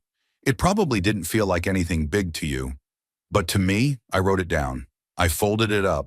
I taped it to my mirror. And I read it every morning when I felt like disappearing. When I needed something that didn't ask me to be strong, just to be here." She looked at the paper again, then back at Steve. "I can't even tell you how many mornings that quote kept me going. Not because it told me to fight, but because it told me it was okay to be quiet, to be still, to not have it all together, to just breathe." Steve's hands, still clasped in front of him, slowly opened. He didn't reach. He didn't ask. But Jasmine leaned forward and placed the paper into his palm, folding his fingers gently over it. "But tonight," she said, her voice breaking just slightly, "I think it's your turn, because somewhere along the way, I think you forgot what it meant, and you need it now more than I do." Steve looked down at his hand, still closed over the paper. His throat moved as he swallowed hard. No words came, just a tear that slid silently down his cheek, landing on the back of his hand, right where her note now rested. He didn't try to speak. He just nodded, slowly, gratefully, because sometimes the words we give to save others are the same ones that end up saving us. The quiet after Jasmine handed Steve that paper wasn't like the silences earlier. This one felt thick, almost sacred. It wrapped around the room like a blanket, not heavy, but grounding. Steve sat with the folded note still resting in his hand, staring down at it. He didn't say a word, and he didn't move for several long seconds. He just breathed. His fingers slowly curled around the paper, not like he was gripping it, but like he was protecting it, holding on to something fragile and real. Then he stood. There was no music, no signal from the crew, no glance at the teleprompter. Just a quiet, instinctive rise, as if something inside him told him this wasn't a moment to sit through. This was a moment to stand in. His eyes scanned the room briefly, but not as a host checking the crowd. He looked at them like a man who had just remembered he wasn't alone, that none of them were. His voice came, low but grounded. No performance in it, just a full heart speaking plain. "Everybody," he said, pausing just long enough to shift the energy in the room, "I think we need to do something right now." He turned and reached for Jasmine's hand. She looked at him, a little surprised at first, but there was no question in her eyes. She knew. She stood with him, and he gently took her hand in both of his. Then, in a movement that seemed to come from someplace far deeper than habit, Steve bowed his head. He didn't say anything else, didn't tell the audience what to do, but they knew. One by one, they rose from their seats. No clapping, no phones held up, just stillness, rising, just people, standing. It wasn't about the stage anymore. It wasn't about titles or roles or stories. It was something far quieter and far more powerful. No one spoke. No one whispered. Every person in that studio simply bowed their heads. It didn't feel like a tribute. It felt like truth. Steve kept his head down for a moment longer. Then he looked at Jasmine, his eyes wet again, not from sadness, but from something softer. Something like relief, like remembering something important about himself that he hadn't touched in years. "If my words saved you once," he said, voice quiet but clear enough for the whole room to hear, "then tonight, your tears saved me right back." His voice caught just slightly at the end, not because he was holding back emotion, but because he wasn't. He let it move through him, raw and clean. Jasmine didn't answer. She didn't need to. The way she looked at him, unblinking, steady, present, said everything. For the first time in the entire show, Steve had no joke, no closer, no takeaway, just this moment, and that was enough. He turned slowly back to the audience. Dozens of faces, eyes closed, hearts open, not fans, not viewers, just people, just human beings caught in a rare kind of stillness. The lights in the studio began to dim, not suddenly, softly, respectfully, like the room itself knew the moment was over, not because it had ended, but because it had given all it came to give. There was no outro music, no credits, no applause. The cameras didn't zoom. They didn't fade out on cue. They just faded. And for the first time in talk show history, the end wasn't about entertainment. It was about awakening. The episode didn't close with a laugh or a standing ovation. It closed with a silence that said, "We saw each other." And somehow, that was more than enough. The lights dimmed slowly. Not like the end of most shows. No flashing transitions, no cheerful theme song, no host smiling into the camera with a punchline. The lights lowered like someone turning down their voice out of respect for a sleeping child. It was soft, unhurried, and deeply intentional. Like the air itself had understood that something sacred had happened and it didn't want to disturb it. And still, no one moved. The audience remained standing, not frozen, not unsure, just still. It wasn't a stage anymore, not in their eyes. The bright, polished energy of television had melted away. What remained felt like a church with no pews, or a hospital room where healing had just taken place without a single machine. People stood in silence, shoulder to shoulder, eyes lowered or closed, hands held quietly in front of them, like they didn't want to break the spell by even adjusting their coat. Some had tears in their eyes. Some had their heads bowed. Some just stared ahead, not at the stage but through it, like their minds had drifted to something personal, something real, something they hadn't let themselves feel in a very long time. Steve and Jasmine were gone from view, but their presence remained. You could still feel them. You could still feel the moment when the show had stopped being a show and turned into something deeper, when two people had stopped performing and just told the truth. It's hard to explain that kind of silence to someone who wasn't there, because it wasn't empty.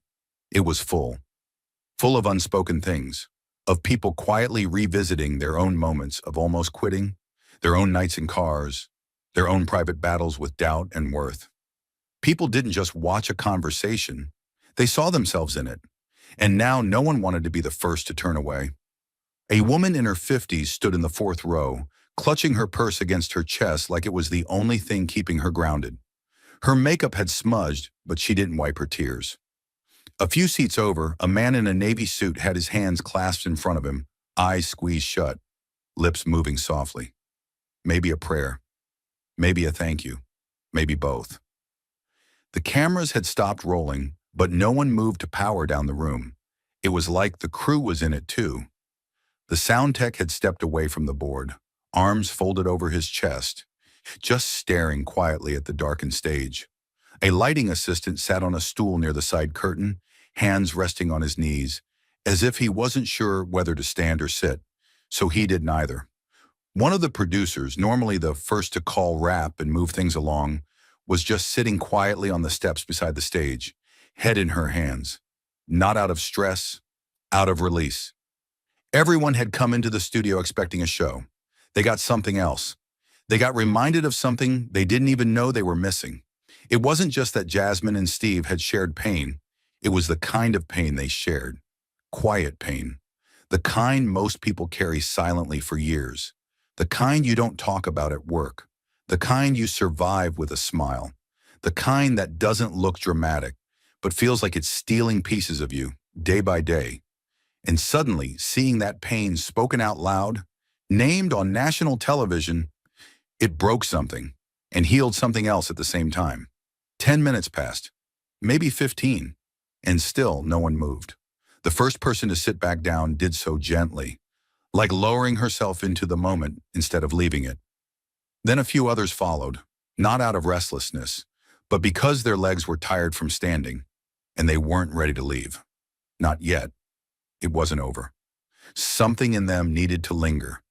Someone in the front row reached into their pocket and pulled out a phone, but not to scroll, not to record, just to take a picture, not of the stage, of the room, of all these people, still and silent, unified by something invisible but undeniable. There was no buzz, no laughter, no rising murmur, just the occasional deep breath, the shuffle of a foot repositioning, the softest sighs, like the room was exhaling in pieces. Backstage, a crew member peeked through the side curtain, eyes wide. He looked like he didn't want to interrupt whatever was happening, but needed to see it one more time, to make sure it had really happened. He looked out for 5 seconds, maybe 6. Then stepped back, shaking his head like someone who had just witnessed something too honest to forget. And still, people stayed. Because what do you do after a moment like that? How do you go back to your regular life when someone just handed you truth with no warning? How do you stand in a room where someone said, "I almost didn't make it," and you felt it like it was your own voice in their mouth? How do you leave a place where no one clapped, but somehow everyone heard the loudest thing they'd ever heard? You don't rush that. You sit in it, you honor it, and that's what they did. Long after the show had ended, the set became a sanctuary. People weren't just audience members anymore. They were witnesses. They had seen something real, and it had seen them back. It would take hours for some of them to find words. Days maybe to tell someone what they just experienced. But deep down they already knew. They had been changed. And not by a message, not by a celebrity, not by a performance, but by something even rarer. 2 people being brave enough to stop performing, to let themselves be seen, to show the cracks, and to remind the rest of us, we're not broken, we're just unfinished. And maybe, just maybe, that's exactly where the healing starts. The moment they stepped behind the curtain, the atmosphere changed, but not by much. Backstage was quiet. Not the typical kind of quiet, the efficient buzz of a show, wrapping up where people speak softly into headsets and crew members move with practiced speed. This was a deeper quiet, a silence that had weight to it, like the walls themselves had heard what was said on stage and were still absorbing it. Steve didn't speak, neither did Jasmine. They walked off stage side by side, not looking at each other, not looking at anyone else, just walking. Still inside the moment, still carrying the heaviness of words that were never meant to be said into a microphone, but were said anyway, and had changed everyone in the room because of it. Steve's shoes clicked softly on the smooth hallway floor. Jasmine's heels followed a beat behind. Their steps didn't echo. Everything about this space felt softer now, even the air. Just off to the left, a young production assistant, clipboard in one hand, headset tilted askew, peeked up from his notes as they passed. He didn't say a word. He just stood still, eyes wide like he'd just seen something he didn't know how to process. When Steve caught his gaze, the young man gave the smallest nod. Steve gave a smaller one back. They passed the green room, past the dressing rooms, finally stopped just before the back hallway where the lights were dimmed low, casting everything in a kind of warm twilight glow. It wasn't designed to be dramatic, but somehow it was perfect. Steve leaned his back gently against the wall. Exhaled. Jasmine did the same on the opposite side. For a few moments, they didn't speak. They didn't need to. That kind of silence, shared silence, only exists between people who've just gone through something that changed them. Jasmine folded her arms, not in defense, but in containment. She looked like someone who had just opened up so fully that now she needed to gather the pieces of herself again. Not hide them, just hold them, reclaim them. Steve wiped the corner of his eye with his thumb and didn't bother pretending it was for anything other than what it was. Then finally, he broke the silence. His voice wasn't booming like it had been on stage. It was soft, raspy, almost reverent. Been on this stage for decades, he said, not to her, not even fully to himself, just to the space. I've told jokes, hosted legends, shared advice, thought I'd said everything I had to say. He looked up, eyes red-rimmed, but focused now on Jasmine. But tonight I heard something I didn't know I still needed to hear. Jasmine's lips parted, like she wanted to answer but wasn't sure if she should. Then she just said simply, "Me too." Steve tilted his head slightly, a small, knowing smile tugging at the corner of his mouth.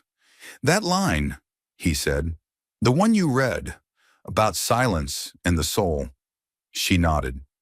"I don't even remember saying it," he admitted. "That's what's wild. I must have just been rambling one night. I don't know. I say things, try to speak from the heart, but I never think someone's going to take my words and put them on their mirror." "You weren't rambling," Jasmine said quietly. "You were bleeding." Steve looked at her. "And I recognized it," she added, "because I was bleeding too." They both stood still again. Not awkward, just present, like two people who'd climbed separate mountains, only to find each other at the top, out of breath, scarred, but not alone. A crew member passed slowly down the hallway, pushing a cart of unused props. He didn't say anything either, just glanced at them with a kind of quiet respect, like he didn't want to interrupt what was clearly something larger than TV. Jasmine looked down at her hands. "I didn't know how that moment was going to go. I almost didn't read it, the paper. I thought it would feel cheesy, too dramatic. But when you talked about your car and your daughter and that granola bar, I couldn't hold it in anymore." Steve let out a long, quiet breath. He nodded. "That moment," she continued, her voice softer now, "reminded me why I kept that quote. Not because it made me feel strong, but because it made me feel like it was okay to be not strong, to be tired, to rest." Steve ran his hand over his mouth, processing her words in real time. "I've been carrying a lot too," he said finally. "Even with all the success, even with the name, the money, the lights, some days I still wake up and feel like that man in the car. That version of me never fully left. He just learned how to wear suits and smile." That hit Jasmine in a way she hadn't expected. She took a slow step toward him, then stopped. "We spend so much time surviving," she said. "We forget what it feels like to be safe." Steve nodded again. "Safe ain't always about the room. Sometimes it's just about the person sitting across from you." And then, for the first time since they left the stage, Jasmine smiled. A small, tired, but true smile. "Thank you," she said, "for not looking away." Steve looked at her with equal gravity. "Thank you," he said, "for handing me back something I didn't know I'd lost." They both fell quiet again. A minute passed, maybe two, and then Steve pulled the folded paper from his pocket. He held it up gently, looked at it, then looked back at Jasmine. "I'm gonna frame this," he said. She laughed lightly. "Don't put it next to your Emmys. That'd be weird." He grinned. "Nah, gonna hang it next to my mirror." She tilted her head. "You still look in the mirror, huh?" Steve smiled, the kind of smile that carried both sadness and humor. "Every day. I just stopped seeing myself for a while." Jasmine nodded, her expression warm and steady.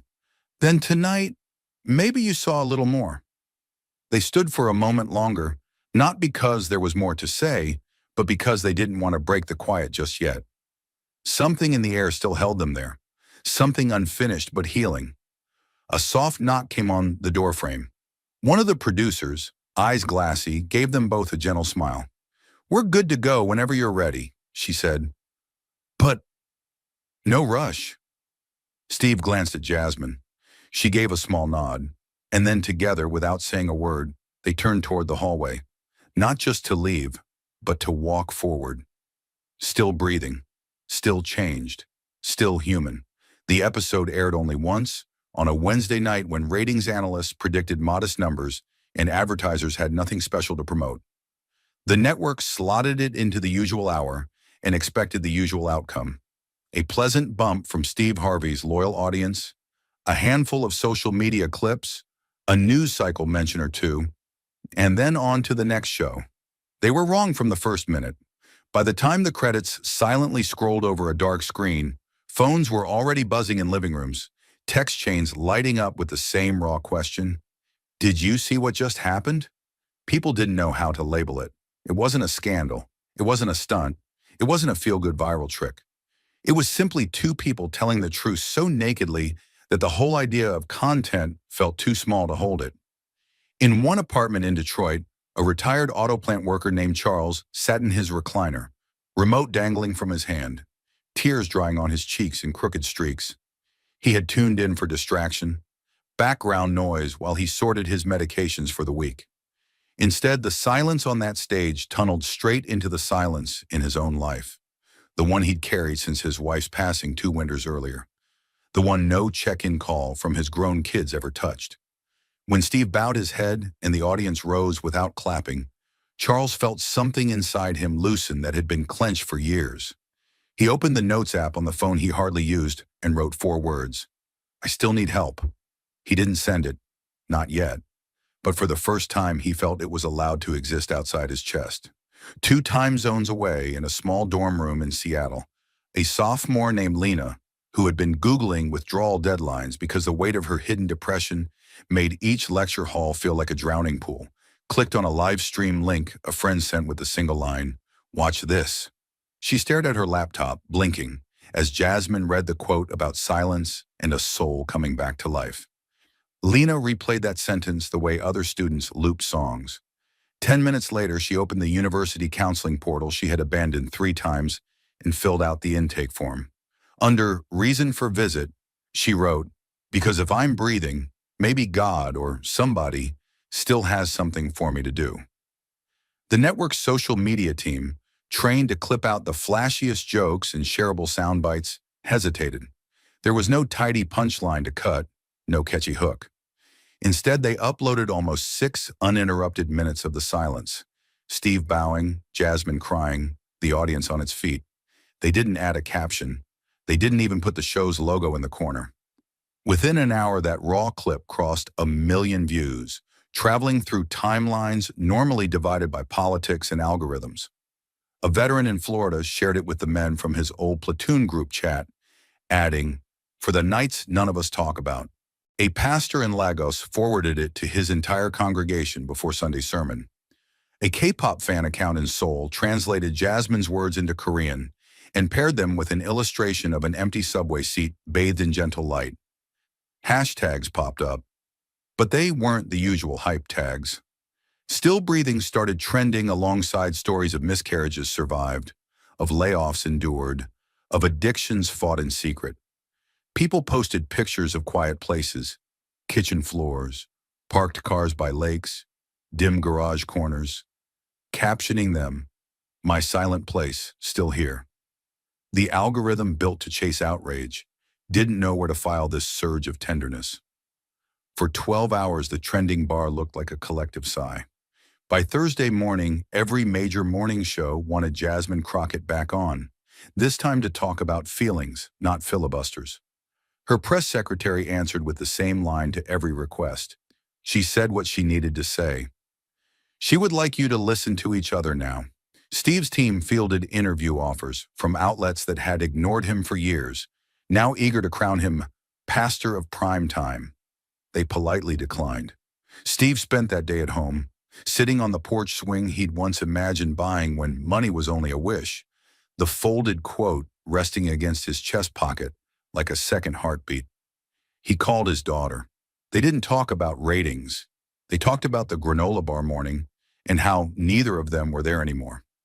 Meanwhile, the executive floor of the network's headquarters wrestled with a different sensation, fear wrapped in opportunity. A vice president asked in a meeting, "How do we replicate that kind of authenticity on a weekly basis?" The room fell quiet because everyone knew the answer and no one wanted to say it. You can't. Authenticity, by definition, arrives unannounced and unrepeatable. Someone suggested a town hall-style spin-off. Someone else floated a sponsored mental health series. None of it felt right. They tabled the discussion, but outside those glass walls, the ripple kept moving. In Philadelphia, a middle school teacher named Mrs. Delgado paused her Friday lesson and played the clip for her class of 12-year-olds after two students bullied a third for stuttering during a presentation. She dimmed the lights, and for 6 minutes the chatter stopped. Afterwards, she asked, "What does silence mean for a soul your age?" One boy in the back, a kid who rarely spoke, raised his hand and said, "Maybe it means you're loading. Like a game that's freezing, but it's not broken. You just have to wait." His classmates nodded, genuine, no giggles. They wrote letters to themselves titled, "While I'm Loading." Hospitals started airing the episode in waiting rooms, unedited. Prison chaplains requested the broadcast rights for Sunday services. A crisis line volunteer in Des Moines said call volume didn't spike, but the tone changed. More callers said, "I'm not alone. I just need help staying." The volunteer wrote those words on a sticky note and placed it beside her monitor. 3 weeks after the broadcast, Steve stood in front of a community college auditorium in Atlanta for a charity event. He carried the same note Jasmine had returned to him, now framed in simple black wood. It was propped on a small table next to the podium. Before he began, he took it in his hands. "Tonight," he said, "I'm not here to motivate. I'm here to witness, because witnessing is what saved me." He told the story of Jasmine in a car, of himself in a Ford Tempo, of silence that almost swallowed them both, and the room filled with young people juggling jobs and classes and invisible doubts, listened like their futures depended on each word. Jasmine, for her part, kept working in Congress, but something shifted. Colleagues who once brushed past her began asking to talk off the record about burnout, about therapy, about faith. She started hosting monthly closed-door stillness circles in her office. No cameras, no press, just staffers who needed 10 minutes of quiet. She called it "Policy Starts with People," and the irony wasn't lost on anyone. The best policy idea sometimes begins in a room where nobody talks at all. A month turned into a season. The ratings data eventually rolled in. The episode was the most rewatched hour of talk show television that year, not because people wanted to laugh, but because they wanted permission to feel. Marketing departments tried to distill the alchemy. "Real is ratings," read an internal memo. But every attempt to force lightning back into the bottle fizzled. Another show tried to stage a similar, unscripted breakdown. Viewers sensed the artifice before the host's tears could even fall. Twitter roasted it within minutes.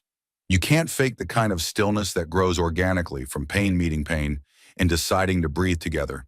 But the most profound ripples were small, almost invisible. In a Chicago barbershop, the owner printed Steve's line, "If my words saved you once, your tears saved me back," and taped it to the mirror where teenage boys came in on Saturdays. He told every kid who sat in the chair, "You're allowed to speak and you're allowed to cry." A single mom in Albuquerque wrote the silence quote on her fridge with alphabet magnets so her 6-year-old would read it every morning. Long before she understood it, the magnets kept falling, and each time the girl picked them up, she learned the letters by heart. An engineer in Bangalore set a daily calendar reminder at 6 a.m. God's not done with you yet. He wasn't religious, but he liked the math of it. If the app pinged, it meant he had woken up. Equation solved. On a tiny island in the Philippines, a pastor replaced the Sunday benediction with Jasmine's line, translated loosely, "Silence is not defeat, it is the night the seed cracks before it grows." The ripples were not noise. They were new currents, subtle but directional, guiding people toward each other in ways metrics could never quantify. 6 months later, a journalist finally convinced Jasmine to do a follow-up interview, not on television, but for a long-form magazine piece. They met at a small cafe near Capitol Hill. Halfway through the conversation, the reporter asked, "What was the single biggest change in your life after that night?" Jasmine stirred her tea, thinking. "The biggest change," she said, "is invisible." She looked up, eyes steady. "Some mornings I still wake up tired, still feel that old question pressing on my chest. But now I hear Steve's voice answering it before I can spiral. And I hear my own voice too, telling him the same thing back. It's like we built a bridge in that silence, and we can both stand on it whenever we need." The journalist pressed, "And politically? Did it shift anything?" Jasmine smiled gently. "Empathy is political," she said. "If I walk into a hearing and remember every person in front of me might have a kitchen floor moment, I legislate differently. That's enough of a shift for me." Steve read that quote online while sitting in the green room of another studio, waiting to appear on a completely different talk show. He closed the tab, closed his eyes, and said a quiet thank you. When the stage manager knocked, he stepped onto a new set, lights bright, cameras rolling, jokes ready. But the note rested inside his jacket, close to his heart, reminding him the punchlines were never the point. The people were. Years would pass. New headlines would flood the feeds. The world would spin on with its tragedies and triumphs. Some would forget the exact date of the silent episode, even the details of who cried first. But many would remember the feeling, the hush that told them, you can stop performing for just a minute and the earth won't fall apart. And somewhere in countless mirrors and phone notes and worn pockets, that truth lived on. Silence is not the end of the story. It is the breath before the next line. And as long as breath remains, the story, any story, can still turn toward light. Thought for a couple of seconds, the first lesson hits like a sudden flash on a dark highway. Pain is often invisible until someone dares to name it. Jasmine fought policies by day and nightmares by night, bleeding behind a podium no one thought to look behind, while Steve carried a comedian's grin over memories of cold car seats and breakfast he couldn't buy. Their injustice was ordinary. The injustice of being expected to sparkle while drowning. And that is precisely what makes it lethal, because the world excuses what it refuses to see. When Jasmine finally cracked open her silence, every hidden bruise on every unseen soul in that audience lit up at once. 1,000 tiny signals spelling the same truth. We are breaking in plain sight. It teaches that your colleague laughing at lunch might be planning a farewell text at midnight. Your hero on stage might be reliving hunger in a park sedan, and your own heart might be whispering help beneath flawless Instagram angles. The takeaway is brutal and beautiful. Before you judge the volume of someone's voice, measure the weight strapped to their back. Before you envy a spotlight, feel how hot it burns. In a world obsessed with surfaces, their confession was a wrecking ball to the facade, proving that dignity is not the absence of wounds, but the courage to show them. And so the first call to action is simple, explosive, and impossible to ignore. Look again, look deeper, ask twice, listen twice as long. The second lesson strikes with the precision of a sniper round. Words you throw away can become the lifeline someone else knots around their chest. Steve's quote about breathing and unfinished purpose was a passerby in his monologue, a spark he tossed into the universe and forgot. Yet it smoldered for 2 years on Jasmine's mirror, scorching back the night each time despair tried to swallow her. Injustice here hides in randomness, the unfair truth that some survive because they overhear the right sentence at the right second, while others fade in silence because no sentence arrives. That reality installs a permanent urgency in every syllable we speak. Idle chatter can transform into rescue ropes. Casual jokes can slice deeper than knives. And one offhand sentence might bloody a heart you never meet. Steve learned that the laugh line you craft today may echo tomorrow as someone's battle cry. So each phrase becomes a weapon or a wound, and there is no neutral fire. The scene commands us to treat language like live ammunition. Polish it, aim it, respect its power, because the target could be your own reflection years later, begging for a reason to stay. The moral is jagged yet electrifying. Speak as if a stranger's pulse depends on your breath, because sometimes it does. Thank you for watching until this moment and for standing with us on this journey for justice. Your support means everything. Like, subscribe, and turn on notifications so you never miss what's next.